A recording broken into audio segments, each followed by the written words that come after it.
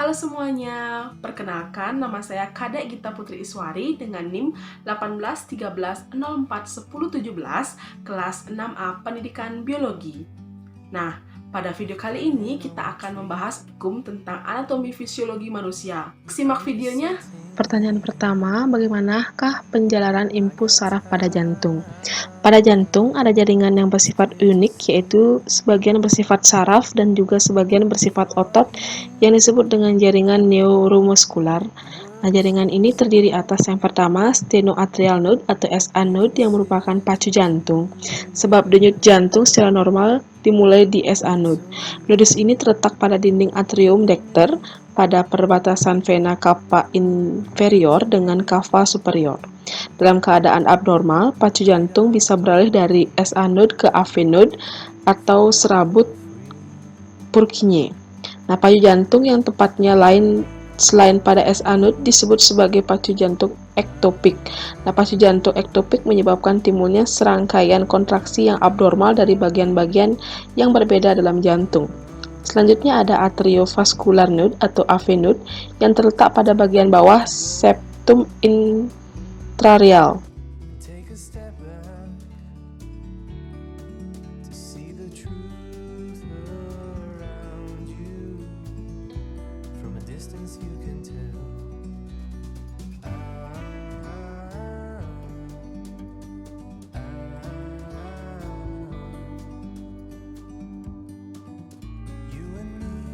Pertanyaan kedua, adakah saraf lain yang mempengaruhi kerja jantung?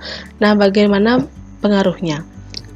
Saraf lain yang mempengaruhi kerja jantung yaitu saraf simpatis dan saraf parasimpatis.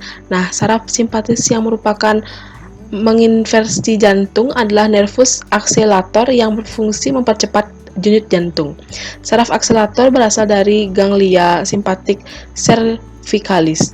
Nah, cabang kanan saraf ini berakhir di SA node, sedangkan cabang kiri berakhir di AV node dan berkas His. Sedangkan pada saraf parasimpatis yang menginversasi jantung adalah nervus vagus yang melanjutkan impuls dari pusat denyut jantung di medula oblongata. Nervus vagus memperlambat denyut jantung. Kebanyakan cabang kanan nervus vagus berakhir dalam ganglion dekat SA node dan mengadakan sinap dengan postganglion neuron yang aksonnya berakhir pada SA node, sedangkan cabang kiri pada AV node. Pertanyaan ketiga yaitu bagaimana aliran darah dalam jantung. Nah, aliran darah dalam jantung terjadi sirkulasi portal atau sirkulasi portal hepatika, di mana bagian khusus dari sistem simpatik atau setelah peredaran darah seluruh tubuh dan peredaran darah ke paru-paru dan sebelum kembali ke jantung. Aliran darah akan singgah dulu ke hepar untuk membentuk sistem kapiler, kemudian menuju vena cava dan jantung. Pada sirkulasi portal ini, vena dari limpa, lambung, pankreas, intestinum menuju ke hati atau hepar melalui vena porta. Nah, dari hepar, darah keluar melalui vena hepatika dan bermuara pada vena cava inferior. Pertanyaan keempat, apakah yang dimaksud dengan siklus jantung? Nah, siklus jantung adalah periode dari akhir kontraksi jantung sampai akhir kontraksi berikutnya. Setiap siklus dimulai dari timbulnya perangsangan secara spontan di SA node. Pertanyaan kelima, apakah yang dimaksud dengan sistol dan diastol? Sistol adalah siklus jantung terdiri dari satu periode kontraksi, sedangkan diastol adalah siklus jantung yang terdiri atas satu periode relaksasi. Pertanyaan keenam, bagian manakah yang menimbulkan bunyi jantung? Jawabannya, bunyi jantung biasanya yaitu leb deb leb deb, di mana bunyi leb dikaitkan dengan menutupnya katup AV pada permukaan sistol dan bunyi deb dikaitkan dengan penutupan katup-katup semularis pada akhir sistol. Pertanyaan ketujuh, apa fungsi dari chorda tendin? Chorda tendinae adalah tendon yang menghubungkan otot kapiler ke katup tricuspid dalam vertikel kanan dan katup mitral di ventrikel kiri. Sebagian kontrak otot kapilaritas dan rileks. Chorda tendinae mengirimkan kenaikan dan penurunan tegangan ke masing-masing katup yang menyebabkan katup-katup membuka dan menutup. Pertanyaan ke-8. Apa yang terjadi jika chorda tendinae tidak normal? Nah, Pecahnya chorda tendinae dapat terjadi secara akut karena benturan langsung dari cedera atau mungkin tertunda hingga 2 minggu akibat nekrosis. Jika chorda tendinae ini tidak normal, maka akan menyebabkan MR secara tiba-tiba dan mengakibatkan pingsan dan gagal jantung akut. Pertanyaan ke-9, apa fungsi dari klep atrioventrikular dan klep semimularis?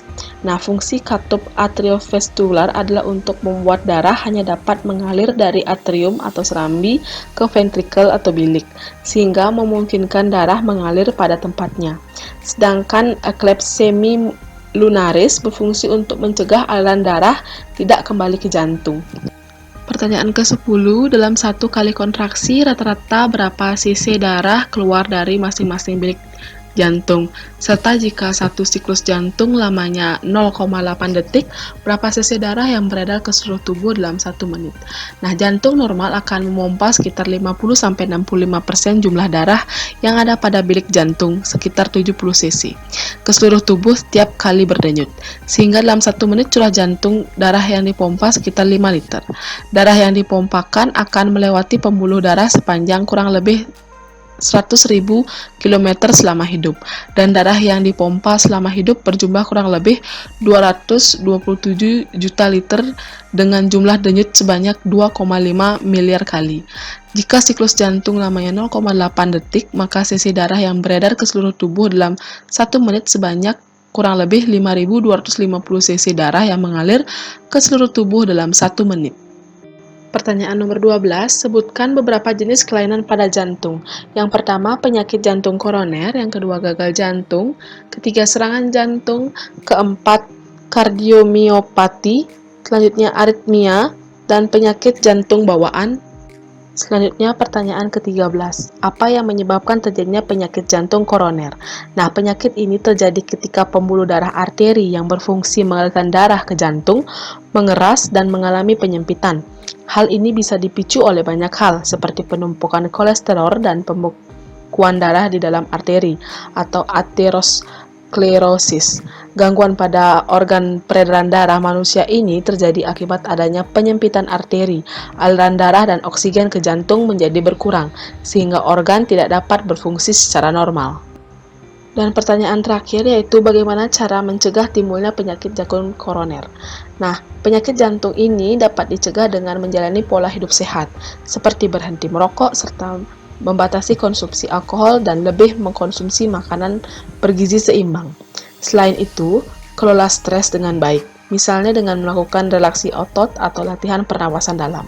Langkah pencegahan lain adalah dengan rutin menjalani pemeriksaan jantung, gula darah, dan kolesterol tiap 2 tahun. Pemeriksaan lebih rutin akan disarankan pada pasien dengan riwayat hipertensi dan penyakit jantung.